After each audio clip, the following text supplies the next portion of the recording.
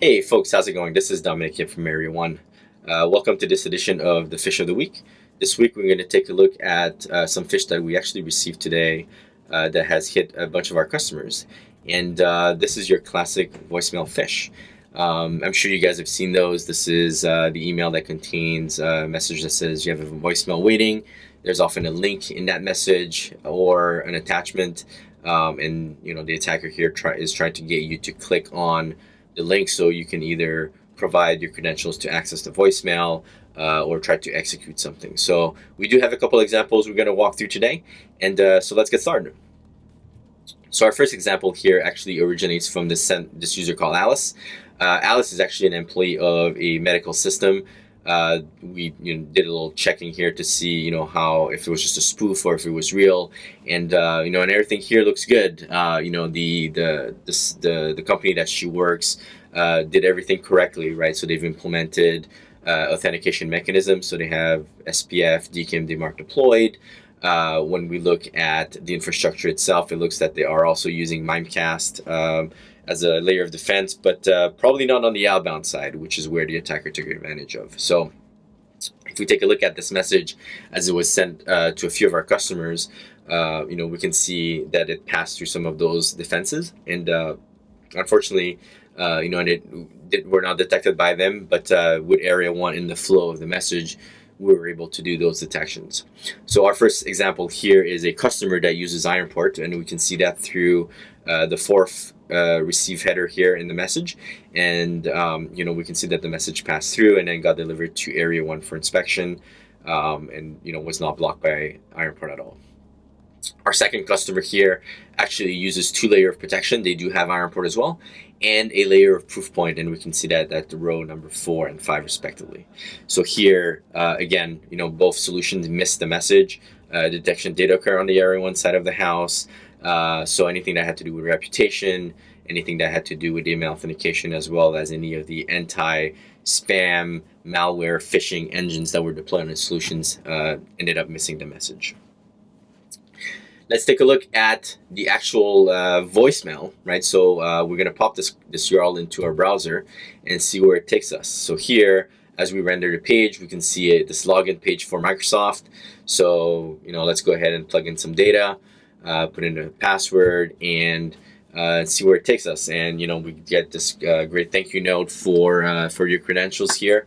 And actually, the interesting thing here is that I actually did not actually fill out those forms. What I did is when I look at the underlying code of the credential harvester, I just took the form action and just popped that into the browser and see where what would render, and it actually allowed me to walk through all these dialogues without actually validating anything. So another clear indication that this page is entirely bogus.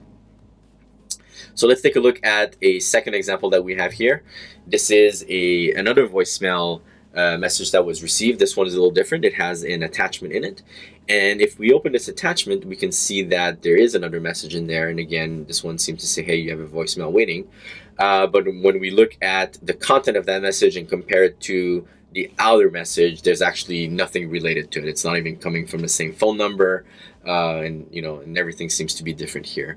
And again, here, the original sender was compromised. The email was sent from their account. So anything around email authentication here passed, with flying colors. And this message itself was actually inspected by Microsoft 365 and unfortunately was missed there. And we had a detection here on the Area 1 side. So here too, we'll take a look at what's going on with this voicemail. So let's follow those links. So when we take a look at the link on the inner message, right, it's using a URL shortener. And after quite a few redirections here, we finally land on a page that resolves and renders. And this takes us to this topsmexico.com page. And again, we have a fairly nice credential harvester waiting for us to input data. So these attacks, they work, right? Attackers continue to use them, and they'll go out and continue to compromise users, continue to try to escalate their way into better accounts that can give you more access. They'll continue to fish out, and again, their usual tactics of compromising websites out there in order to host their credential harvesters. We're seeing more and more these sites that are using legitimate certificates. Again, this creates this false sense of security for the user, where they see that little lock on top of their browser, saying that the connection is encrypted. But unfortunately, here the content of the page has nothing to do with the security that the encryption provides. So why does this continue to work for the attackers? One is, a lot of solutions out there rely on reputation and email authentication, and kind of take that as a, hey, if it passes, it must be good. Unfortunately, you actually need to look at content of the message in order to make that determination. The other thing is, as in our first example here, if I know Alice and I see a message coming from her, I may trust it and more likely to click on things. And finally, here, a lot of the security solutions out there don't go deep on URLs. Often they'll go at a level where they try to categorize that URL. Often these can be miscategorized or simply not categorized at all. And as we saw in our second example, if the URL is buried within a shortener, they don't go all the way to the final destination to figure out what's going on there. So how did Arion catch this? So as you know, the foundation of our technology is really around our active sensor network, both our sensors that monitor compromised infrastructure, as well as our high-speed crawler that determines where these campaigns are being established and weaponized. But also we do, some advanced detection technologies on our side. So like I said earlier, we go deeper than the authentication and reputation of the sender. We take a full look at the message. We take a look at URLs. If these URLs are in the body of the message, we can inspect them directly. If those URLs are in an attachment, we can inspect them as well.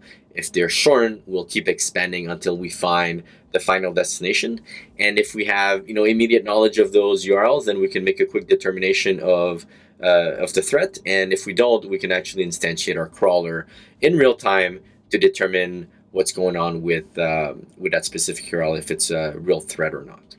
So, as we continue to help protect our customers here, we continue to move forward our mission of, stopping phishing attacks. And, and we want to make sure that we continue to stay ahead of the attackers out there. And, I know that a lot of you guys have solutions that you've already deployed. And we want to be able to help, because we know that, a lot of these security solutions do miss these phishing attacks, as we've seen today. So if you have any questions, please don't hesitate to reach out to us, and we'd be very happy to help you guys. Thank you, and have a great day.